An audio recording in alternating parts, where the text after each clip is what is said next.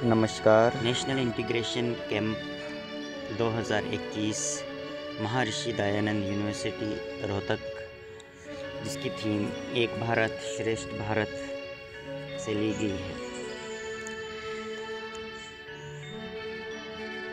NSS द्वारा कराया गया ये कैंप इस साल बड़ा महत्वपूर्ण रहा है हमारे लिए। कहते हैं जो पानी से नहाते हैं वो सिर्फ अपना लिबास बदलते हैं, जो पसीने से नहाते हैं वो अपना इतिहास बदलते हैं। आइए, स्वागत है। मैं एनएसएस वॉलंटियर आंचल सिंह जीजीएम साइंस कॉलेज से बिलोंग करता हूं और क्लस्टर यूनिवर्सिटी ऑफ जम्मू से एमएससी कर रहा हूं। मैंने अपना एनएसएस का सफ़र 2017 में शुरू किया हुआ है। मैं स्पेशली थैंक्स कहना चाहूँगा एमडी यूनिवर्सिटी, जिन्होंने हमें यहाँ आने का मौका दिया। सबसे पहले दिन कि हम 19 नवंबर 2021 को महर्षि दयानंद यूनिवर्सिटी में दाखिला हुए। हम अपने आप को बड़ा गर्व महसूस करते हैं कि हमें देश के लिए, राष्ट्र के लिए कुछ सेवा करने का मौका मिल रहा है। तो हमने सबसे पहले आके रजिस्ट्रेशन करवाई। रजिस्ट्रेशन बड़े आराम से हुई। फिर दैन दीपक भाई ने हमें खाना खिलवाने के लिए ले गए। दैन उसके बाद हम राधा कृष्ण ऑडिटोरियम में बड़े तहज़्ज़ुब के साथ गए और वहाँ पे इस कैंप का इनॉग्रेशन हुआ, जिसमें डॉक्टर रणबीर गुलिया सर ने इनॉग्रेट किया और डॉक्टर भगत सिंह सर जो स्टेट एनएसएस ऑफिसर है हरियाणा के, उनके साथ, और साथ में नेशनल इंटीग्रेशन कैंप में डॉक्टर सोनल जो यहाँ के पीओ हैं और यहाँ के चीफ गेस्ट थे vice chancellor of this university doctor Rajbir Singh sir. फिर हमारे भीतर थे Desh Raj, NSS director, minister of youth and affairs Delhi के। फिर professor Kumar Deen, welfare of MD university. Then उसके बाद महर्षि दयानंद यूनिवर्सिटी का जो इनॉग्रेशन सॉन्ग जो प्ले किया गया सरस्वती वंदना के साथ, यहाँ पे इनॉग्रेशन हुई। ये देख सकते हैं आप पिक्चर्स जो इसमें आपको दिखाएगी। ये फर्स्ट डे जो हमारा रहा, बड़े बड़े हस्तियाँ इसमें बैठी हुई है। ये जो बीच हमारे जो स्पीकर्स रहे हैं, जिनसे हम बड़े मोटिवेट हुए, vice chancellor sir and Ranbir sir, इनके जो विचारधारा है वो हमें अपनी जीवन शैली में आगे बढ़ाना है। देन उसके बाद प्रोफेसर राजकुमार सर जी ने वेलकम किया, चीफ गेस्ट हमारे vice chancellor of this institute. Then उसके बाद डॉक्टर राजबीर सिंह जो इस यहाँ के सेल कोऑर्डिनेटर हैं। देन भगत सिंह सर, इनके अगर आप बात करो तो इन्होंने हमें ह्यूमैनिटी के रूल्स रेगुलेशंस बताए, कैसे हमें आगे चलना है। फिर श्री देशराज जी ने हमें मोटिवेशनल लेक्चर दिया, जिसमें उन्होंने बताया कि उनका जो शौक़ था वो आर्मी में जाना था, उनका गोल जो था। फिर दैन उसके बाद उन्होंने 30 से 40 कॉम्पिटिटिव एग्ज़ाम्स दिए, बट वो स्टिल कहते हैं कि जो आपको मिलता है उसमें ही खुश रहना चाहिए आपको। फिर देखिए यहाँ पे फिर कुछ कल्चरल प्रोग्राम्स हुए शाम को। आप नाम देख सकते हैं, इसमें अलग अलग हैं। यह भी कल्चरल एक्टिविटीज़ देख लीजिए। और एंड जो है नेहा जी ने किया। देन उसके बाद हम चले गए खाना खाने। देन ये नेक्स्ट डे 2 की रिपोर्ट है आपके सामने। मॉर्निंग में हम 7 बजे यहाँ से अपने हॉस्टल से गए योगा आसन के लिए। तो बेनिफिट है योगा करने का, जिससे हमारी हेल्थ जो है बरकरार रहती है। देन योगा के बाद हम मेस में गए, खाना खाया, हाइजीनिक खाना जो हमें प्रोवाइड किया जा रहा है। फिर खाने के बाद जो क्लीनिंग ड्राइव जो है करवाएगी, जिसमें अलग अलग वॉलंटियर्स अलग अलग टीम के हिसाब से उन्होंने कैंपस की सफाई की। इस डे 2 में चीफ गेस्ट रहे डॉक्टर कृष्ण कुमार गुप्ता जी।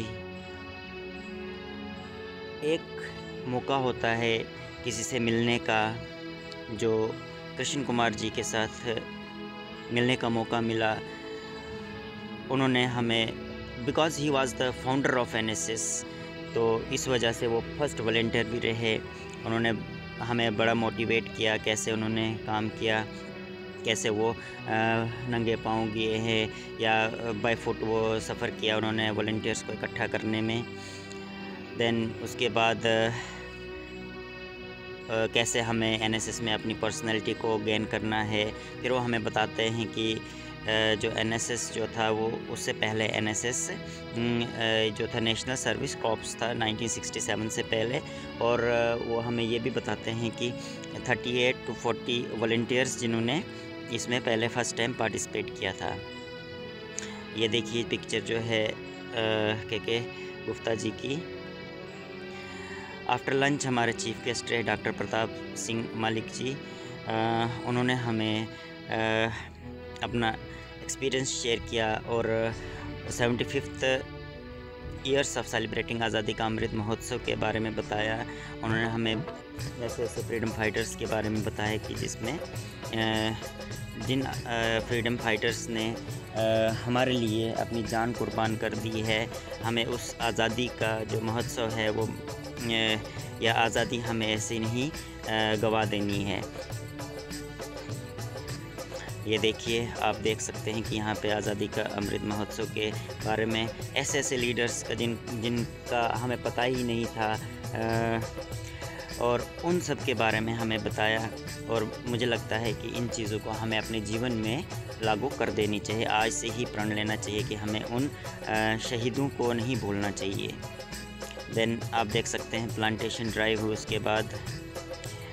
देन उसके बाद हमारा 3rd डे जो शुरू हो जाता है, उसमें हमारे चीफ गेस्ट रहे हैं डॉक्टर RP सैनी जी, जिसमें उन्होंने ये हमें कि how to save the casualty, किस तरह से आप किसी कैजुअलिटी को बचा सकते हैं। उन्होंने फार्मूला ABC फार्मूला जो हमारे साथ शेयर किया। ये देखिए कुछ पिक्चर्स आपको दिखा रहे हैं। देन उसके बाद स्पोर्ट्स एक्टिविटी हुई, जिसमें स्पोर्ट्स में भाग लिया गया। देन उसके बाद देख सकते हैं आप कि किस तरह से रेस की जा रही ग्रुप वाइज। फिर NSS नेक्स्ट डे हमने NSS जो पार्क गुलिया सर कह रहे थे कि उन्होंने इस पार्क का नाम NIC adopted national integration park रखना है नाम।